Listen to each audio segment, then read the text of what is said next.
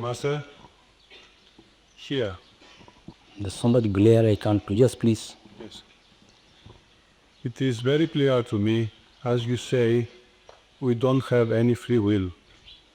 But I see so often Satsangis find an excuse for not to sit for meditation, for not to try.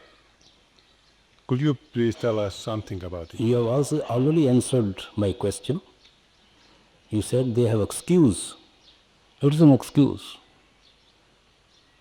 They say it is a master that brings us to the path and he will make us some time to sit for meditation. Then why do they eat every day? Why don't they wait for the master to feed them?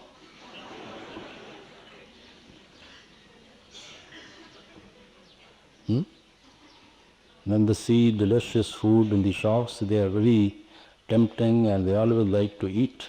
Why don't they wait for the master to buy it and give it to them? Why should they use their will there? It is only at the time of meditation to think of all this. We have will, but we have conditioned free will, limited free will, not absolute free will. From the beginning, we have no free will. When the Lord has put us on the path, we have means to achieve the end. Why should we not put an effort to travel on the path? Why should we try to find excuses to delay the journey?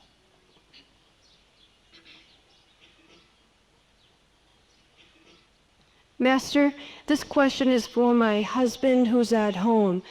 What should be our attitude or our frame of mind towards satsang? Towards what do you mean by satsang? Satsang, the meetings where we discuss the teachings. Sister, satsang is no ceremony. The purpose of holding these meetings is that somebody should fill us or create in us the love and devotion for the Father, so that we may build our meditation in that atmosphere. Satsangs are not held to eat cookies or to enjoy entertainments or meet friends or make a social ground to know each other. That is not the purpose of satsang. It depends upon what type of meetings are being held. If the satsangi finds it useful, helpful for the growth of his meditation, he should attend it. If he doesn't find that atmosphere at all, I don't force him to attend it. There's no necessity even to attend it. Much better to sit at home and attend to meditation rather than waste his time. It is not a social ground, it is not a platform to meet each other and find partners for each other to marry. The purpose of satsang is very different. So we should always try to create an atmosphere in which people should build their meditation. We try to help each other to resolve, their problems, their questions, and strengthen each other's faith, because we are always helpful to each other. Otherwise, it's no ceremony. Thank you.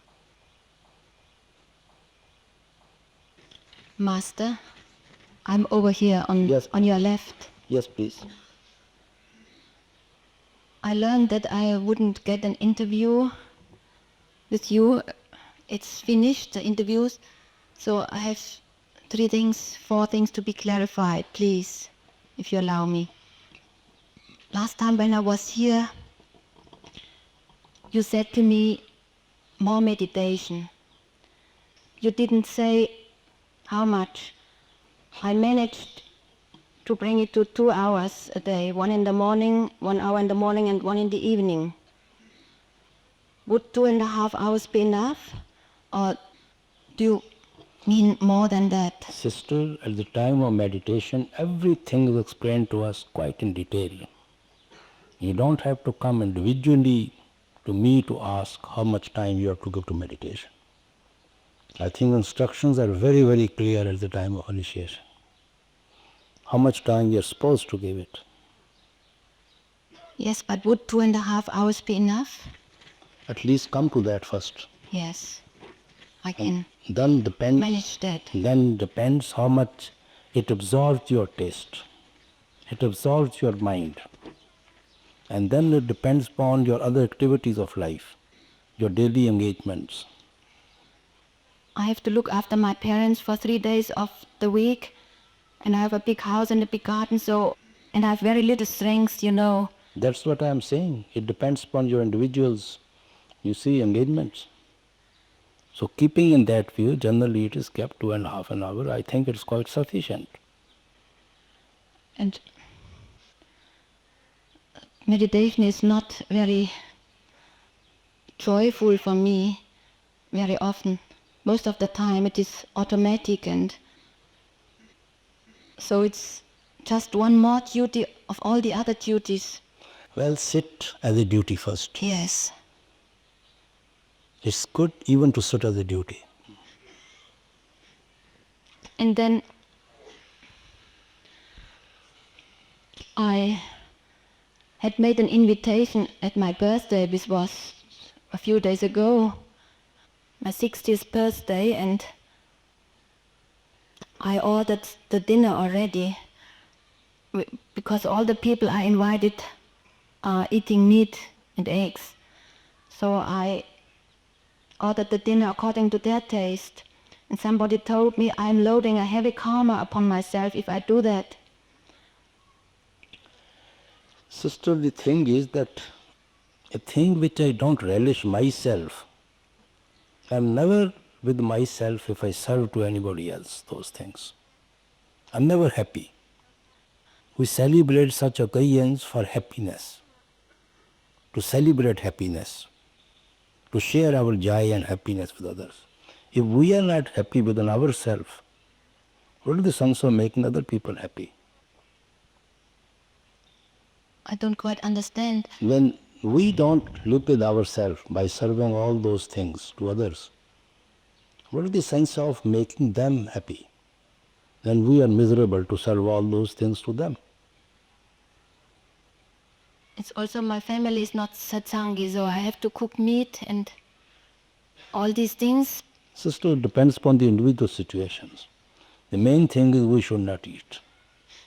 Rest depends upon the individual circumstances. I always try to adjust to the other people. I say it depends upon the individuals, their circumstances. I don't forbid you from doing that. But the main thing is we should not eat ourselves. Yes. And if you can refrain from serving them, nothing like that. But if you can't help it, go ahead. But at no cost you should eat yourself. That is the main thing. Thank you. Master, Yes, please. here, over here. Yes, please. Why do I feel like a helpless ping pong ball between God and the worldly pleasures? It's like I feel like God pulls me, and these worldly pleasures, or you would call it illusions, why do I feel like they tear me apart? Can you repeat your question again, clearly? Why do I feel like a helpless ping pong ball between God and the worldly pleasures? I feel like God pulls me, and the world, all these, or you would call it illusions, right? Well, brother, it's very simple. There's a combination of the soul and the mind. Tendency of the mind is downward. Tendency of the soul is upward, inward. Tendency of the mind is downward, outward. So mind is trying to pull us downward, and soul is trying to push us upward. And that conflict is always going on within us. How can I stop it? By meditation, just to draw the attention of the mind from outside inside. So mind should also enjoy, see, something better than the worldly pleasures. Then mind becomes a great help to the soul. I can understand it intellectual-wise, but these pleasures, they play tricks on me all the time. Yes, because since ages we have been enjoying them. But if you will constantly go on rubbing on the sandstone, it does make effect. Thank you. Radhaswami, Yes. Master, before I came here, I haven't been doing my duty in meditation, and I feel a lot of sadness and a lot of guilt for this. And would you please forgive me? Sister, there's nothing to forgive about it. Attend to your meditation. Just forget what has happened, but make best use of the present now. Because I feel afraid when I go back, and you're so far away from me. I don't feel that you're with me. Sister, your pull is within yourself. Nobody is away and nobody is near. We run away from our own self, and we try to withdraw ourselves from outside within ourselves. We have to fight with our own self. Just attend to meditation. May I ask you another question, please? Please. Master, could you explain to me how to do Simran correctly? Should we think about the words as they are written, or should we imagine how they sound? No, don't worry about the written word, don't worry about the sound. Whatever way you pronounce them, go on repeating them. The main thing is your mind should be 100% in those words when you pronounce them. Your mind should not be out of those words. Don't try to visualize how they are written or how they are pronounced. Forget about them. Okay, thank you. But your mind should be 100% in Simran. Don't let it run out. Okay, thank you, Master. Maharaji, in the middle. Maharaji, I haven't been able to see you for 11 years. I'm in front of you, in the middle. Yes. You can always try me because there's so much light right and left, I can't see anything. Maharaji, why do I have to be away for 11 years? The main thing is now you are here. Don't worry about the past when you are here now. Don't worry. And I ask for firm faith, Maharaji. I don't think I can do it just from effort or duty or willpower. I think the mind, I need that goad for the elephant. Because we should give our best fight with the mind. Best fight to the mind. And don't show weakness to the mind. Soldier is not frightened of being defeated. He's always hopeful of winning the war. So never feel weak. Be strong and do your best.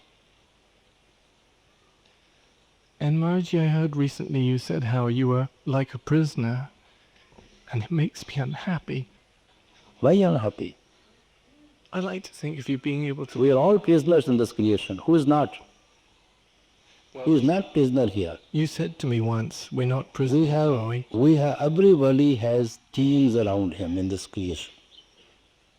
We are all tied by those chains. Chains of our religions, chains of our children, chains of the wife, our worldly loves, worldly pleasures. They are all chains around us. We're trying to break those shackles and fly back to the Father. We should more worry about those chains rather than the outside problems.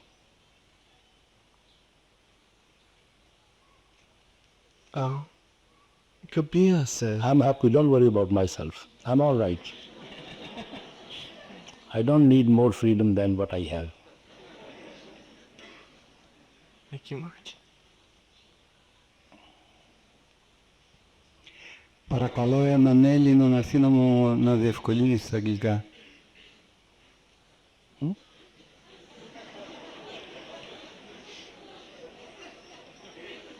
Which language is this?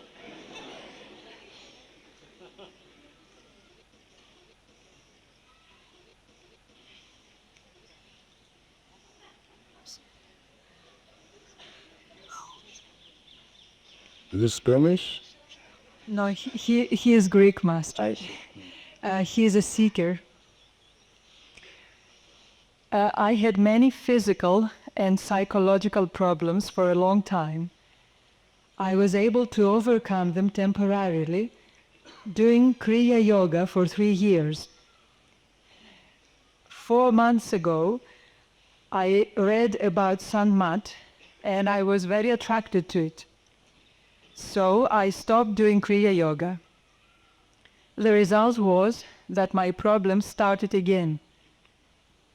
Please tell me what I can do to recover my peace of mind. Should I start Kriya Yoga again until my mind... Sister, I don't know. What is this concept of Kriya Yoga? Is there some exercises? Yes, it's a series of about 20 practices. It's rotation of consciousness around the various centers in the body, starting from Muladhara chakra up to the third eye. Let them do it if it helps them. He can do them. Let them do it. The last part of his question was, should I start these practices? He thinks that he has to stop everything until he makes up his mind whether he wants to ask for initiation in Sanmat. You see, for these physical ailments, it concerns whether it concerns the mind or whether it concerns some physical things. He has said it's both his body and his mind. Because mind problems to some extent are taken care by meditation. But physical, clinical problems, you see, meditation can't do anything at all. But he is not a satsangi yet, so he does not have the gift of meditation. That's what I'm saying him. Because in Santmat, if he thinks by meditating we'll be able to cure his clinical problem, physical problem, that's not the case. That's the doctor's the only answer. Thank you very much, Radhaswami. Maharaji, in the middle. Yes. This is very difficult for me to say, but I've come a long way to be here, so I want to be honest with you. You initiated me a number of years ago, and ever since that time, I have found in my heart not love, but hostility towards you.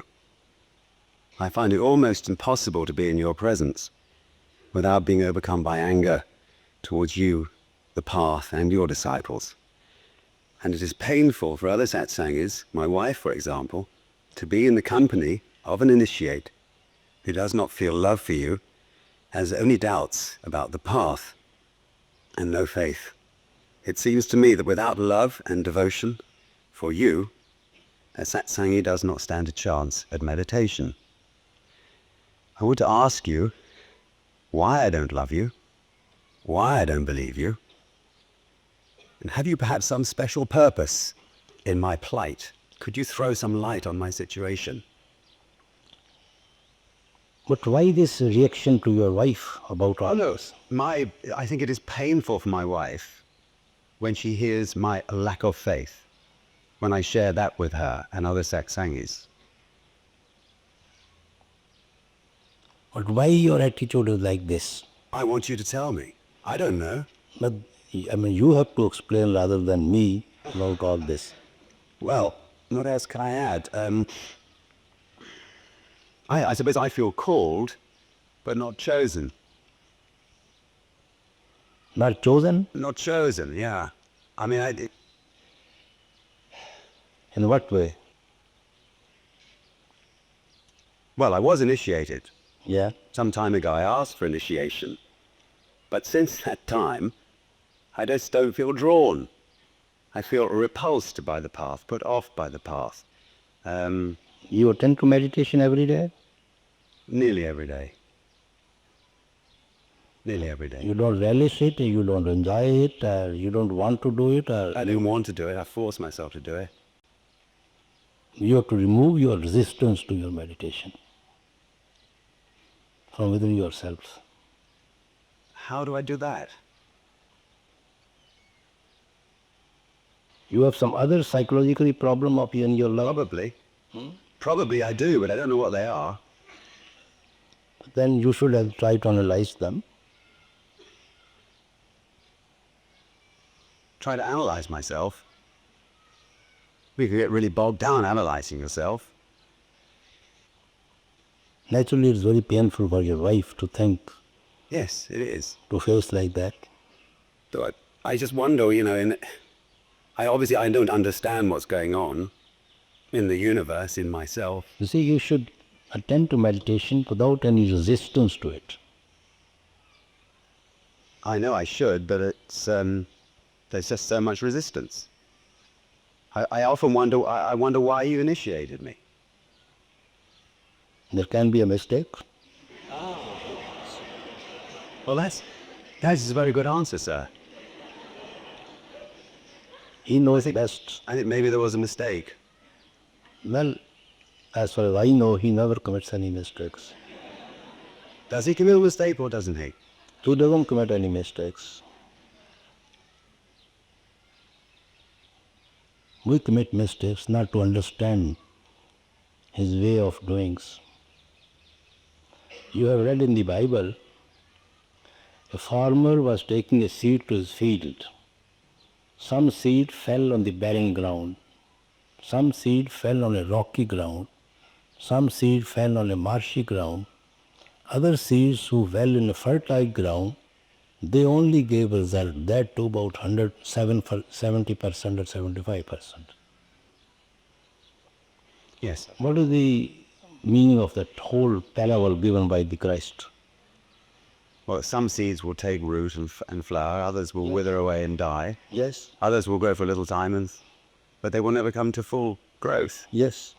Does that mean in this life? Yes, in this life. What would be the fate of a satsangi who ceased meditation halfway through his life? They will have to attend to the meditation sooner or later. Have to come back again? Must. Yes, I understand that, yes. Must. They have to complete the journey, they have to work. So now I'm on it. I've got to complete it. He knows best. You are on it, you have already covered it. I can't say about it. That he knows best.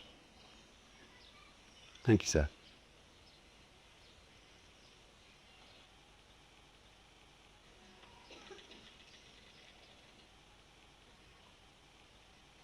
Maharaji?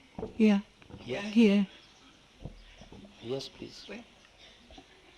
Who wants to go first? Go ahead. Okay.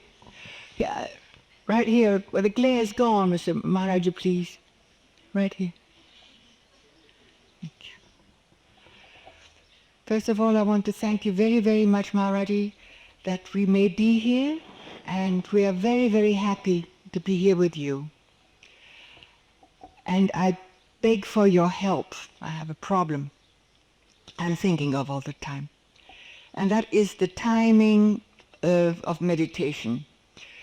You are told to listen to Simran a certain time. You're told to listen to bhajan a certain time. Now, you can't always program your day that way. Say you sit for meditation this time and this time, but then you sit and then you're called away. And sometimes you don't look at the clock, or there is no clock or something. How much does it account for a day? How does one solve that problem? Sister, everybody has to adjust the timing according to one's engagements of the day. If you can get time in the morning, and depends upon how much time you get in the morning, you try to give it. Yes? Anytime, whenever, it depends upon when you sleep, when you get up. Yes. And then you can sit Any other time, whenever you can snatch some time in the evening or before you go to sleep. Okay, but how much in evaluation of differences about Simrans and bhajans, how does it count? How do you time it? No, don't worry too much about timing, you see. The main thing is that every time you sit in meditation, first you should give time to Simran, Yes. then to Shabad. Yes. These 3/4 of the time should be given to Simran in every sitting, Yes. and at least 1/4 of the time should be attended by Shabad. Yeah, yes, sir. But if you sort of you do your Simran and you do intend to do for say for 2 hours or whatever, and then you are called away, so you cannot continue to do your bhajan. No problem. Interrupt. It's okay. Sometime next time you sit, you give that. I mean, sometimes we cannot even sit. The engagements become such. We shouldn't be so rigid about these things, you see. One has to live with life. We are the part of a certain chain. And we cannot break the chain. We have to go along with that chain. And this is normally what we should do.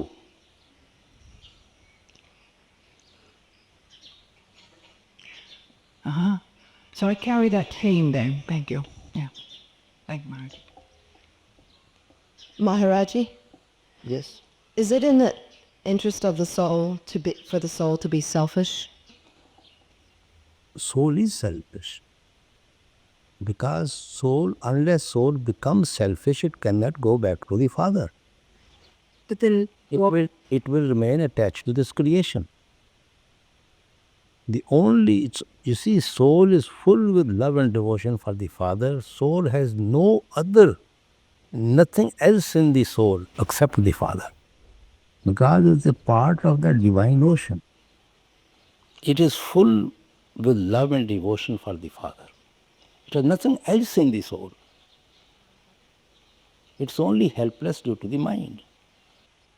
but then why does our Soul knows nothing else except the Father.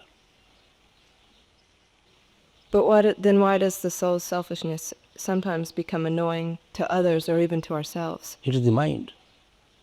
It's not the soul. Soul has no interest in this creation. Soul doesn't discriminate one from the other. Soul doesn't care for anybody in this creation. Soul only knows one thing, the Creator. And only yearning to go back to the Father. It is the mind. And mind has to become selfish. Otherwise, soul will never get released from the clutches of the mind. And this selfish, not selfish, is a comparative word. This is our own concept that we are selfish. Now I give you an example. There are so many medical students studying in the college. One boy is working very hard. Other boys blame him that you are very selfish, whole day you are studying and don't come and play with us, don't enjoy this life with us, don't run about in the bazaars and streets and other fancy places you see with us. You are very selfish. He has to hear all that. And he is the one who becomes the doctor. And he helps so many other people. And those people who are not supposed to be selfish, trying to help each other, enjoy each other's life, they all fail. They cannot achieve the object of becoming a doctor. They are useless to the society. Now who has gained? The doctor who are supposed to be selfish, or the other boys who are wasting their time in foolish pursuits? Whom you will call it selfish? The playboys, or that boy who was studying, who has become a doctor, who has become useful to the society? These are our comparative words. Selfish, not selfish. We say we are very selfish, we are doing good meditation, we are not giving them time out of friendship, our relatives, we don't call on them, we don't go for merrymaking, we don't go for holidays. We are very selfish. Well, we have to face all this. But we will be a better member of this society. We will be able to help people much more than the others.